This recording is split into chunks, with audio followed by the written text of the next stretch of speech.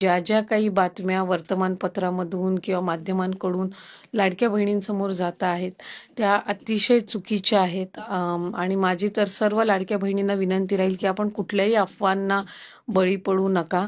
कुठेही आम्ही कुठल्याही लाभार्थ्याच्या खात्यातून परत काही लाभ घेतलेला नाहीये, रिफंड केलेला नाहीये. राज्याचे मुख्यमंत्री असतील फडणवीस साहेब, उपमुख्यमंत्री शिंदे साहेब असतील किंवा 2 दिवसापूर्वी अजितदादांनी सुद्धा प्रसार माध्यमांच्या सोबत संवाद साधत असताना माहिती दिली की आम्ही कोणाचेही पैसे त्यांच्या खात्यातून परत घेतलेले नाहीयेत. कोणाचेही पैसे परत घेण्याच्या संदर्भातली चर्चाही नाहीये. रुटीन पद्धतीनं लाभ जो आहे तो महिलांपर्यंत पोहोचवण्याचं आम्ही काम करतोय.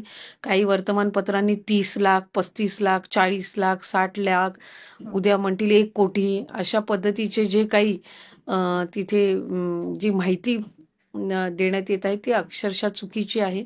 आम्ही रुटीन पद्धतीनं महिलांचा लाभ आहे त्यांच्यापर्यंत पोहोचत आहे.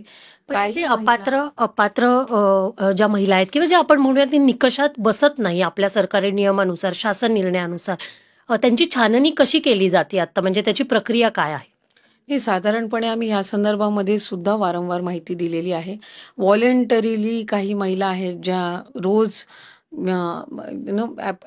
त्यांचे जे काही अर्ज आहेत ते वेगवेगळ्या स्तरावर विभागाकडे प्राप्त होत आहेत. काही खाली ग्राउंड लेवलला जे आहेत अंगणवाडी सेविका असतील त्यांच्याकडे किंवा खाली तहसील कार्यालयाकडे किंवा विभागाकडे, विभागाच्या जिल्हास्तरीय किंवा तालुकास्तरीय जे अधिकारी आहेत त्यांच्याकडे त्या संदर्भातले जे अर्ज येतात की आम्ही ह्या योजनेसाठी याच्यामुळे आता पात्र नाही आहोत, आम्हाला सरकारी नोकरी लागलेली आहे त्याच्यामुळे आम्ही आता पात्र नाही आहोत, किंवा आम्ही लग्न होऊन दुसऱ्या राज्यामध्ये गेलेलो आहोत त्याच्यामुळे आता पात्र नाही आहोत, किंवा आमचं उत्पन्न आता 2.5 लाखाच्या पुढे गेलेलं आहे म्हणून आम्ही पात्र नाही आहोत, किंवा आम्ही 4 व्हीलर गाडी घेतलेली आहे म्हणून आम्ही पात्र नाही आहोत.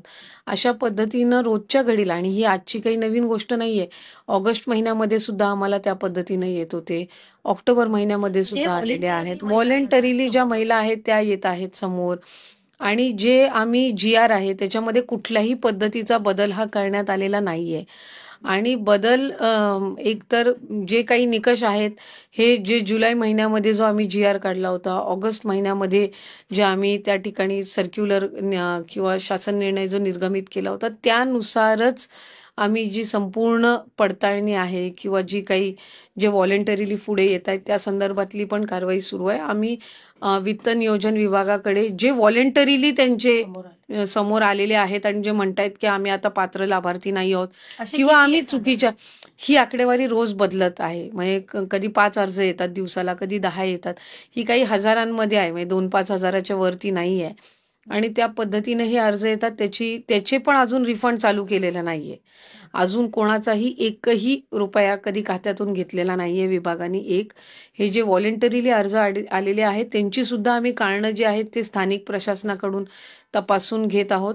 आणि वित्त व नियोजन विभागाकडून आम्हाला त्या संदर्भातला एक हेड तयार करून दिला जाईल रिफंड करण्याचा, जसा इतर योजनांनाही दिला जातो त्या पद्धतीनं तो तयार करून दिला जाईल. आणि त्याच्यामध्ये ते सरकारी तिजोरीमध्ये जाऊन जे व्हॉलंटरीली येत आहेत तेच, खातं कुठल्याही कोणाच्याही खात्यातून पैसे घेत नाहीये.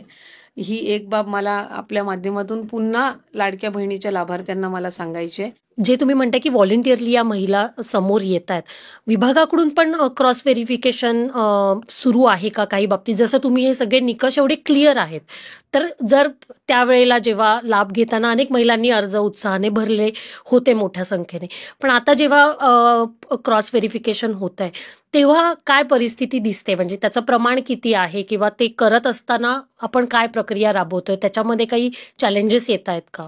आम्ही सुरुवातीलाही त्या संदर्भातली माहिती दिली ज्या वेळेला आम्ही क्रॉस व्हेरिफिकेशन सुरू की इन्कम टॅक्स डिपार्टमेंट असेल, IT असेल, परिवहन विभाग असेल, म्हणजे ट्रान्सपोर्टेशन असेल, ह्यांच्यासोबत साधारणपणे, आणि महसूल विभाग असेल किंवा खालचे जे जिल्हास्तरीय प्रशासन आहेत यांच्यासोबत आम्ही तो डेटा जो आहे तो क्रॉस व्हेरीफाय करत आहोत. पण बाय अँड लार्ज आम्ही 2.5 कोटी का 2 कोटी 65 लाख किंवा 2 कोटी 60 लाख इतके काही सगळ्यांचे स्क्रुटिनी याच्यामध्ये होणार नाहीयेत.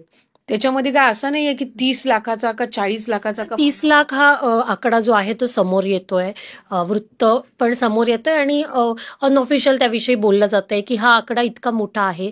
पण पालिका निवडणुकीच्या तोंडावर सरकार तो जाहीर करत नाहीये, असं सुद्धा त्याला एक त्या दृष्टिकोनातून पाहिलं जातंय. आम्हाला विभागाला मंत्री म्हणून मला, मुख्यमंत्री म्हणून फडणवीस साहेबांना, उपमुख्यमंत्री म्हणून मंत्री म्हणून शिंदे साहेबांना, अजितदादांना, आमच्याकडे कोणाकडेही हा आकडा नाहीये. ना माझ्या विभागाकडे हा आकडा आहे.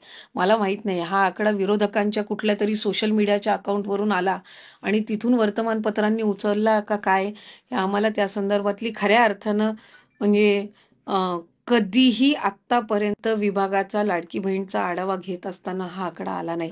ह्याच्या जवळपासचा पण कुठला आकडा आमच्यापर्यंत आलेला नाही. 30 लाख तर सोडून द्या, 15 लाख, 10 लाख असाही कधी आकडा आलेला नाहीये. त्याच्यामुळे अशा पद्धतीनं म्हणते की काही हजारांच्या घरातच ही संख्या आहे. नाही, मी आपल्याला म्हटलं की जे आम्ही आता जे GR मध्ये जे सुरुवातीपासून निकष आहेत याचा जो क्रॉस व्हेरिफिकेशन आहे ते आज आम्ही जाहीर केला आणि 10 दिवसामध्ये 15 दिवसामध्ये येईल असं नाही आहे. हा डेटा म्हणजे क्लोजली मॉनिटर करणं आहे, कारण ही योजना आम्ही फार प्रभावी पद्धतीनं आणि महत्वाकांक्षी योजना आहे. आम्हाला त्या संदर्भातले कुठलेच गैरसमज, आणि जर लाखांमध्ये असती तर मग 2,41,00,000 महिलांना कसं काय या महिन्यात पण लाभ गेला असता. गेल्या महिन्यात तर 2,40,00,000च महिलांना लाभ गेलेला आहे, किंवा त्याच्या आधी 2,34,00,000 महिलांना लाभ गेलेला आहे. तर हा 30 लाखाचा आकडा जर खरा असता तर मग 2,41,00,000 महिलांना कुठून लाभ मिळाला असता. एक शेवटचा प्रश्न, जसं तुम्ही म्हटलात किंवा उपमुख्यमंत्री अजित पवार सुद्धा यांनी पण क्लिअर केलंय की आम्ही काही पैसे पुन्हा घेणार नाहीये त्यांच्याकडून. पण मग जे अपात्र महिला आहेत त्यांच्याबाबत काय निर्णय घेतला जाईल? म्हणजे जेव्हा त्या अपात्र ठरतील त्या महिन्यापासून त्यांना पैसे मिळणं बंद, म्हणजे जे हफ्त्याचे पैसे आहेत योजनेचे ते मिळणं बंद होईल किंवा काय होईल अपात्र ठरल्यानंतर? त्या संदर्भातला जरीही ऑफिशियल निर्णय काही अजून झालेला नसेल तरी मी आपल्याला एक सांगू इच्छिते की ज्या महिलांना लाभ गेलेला आहे कोणाच्याही अकाउंट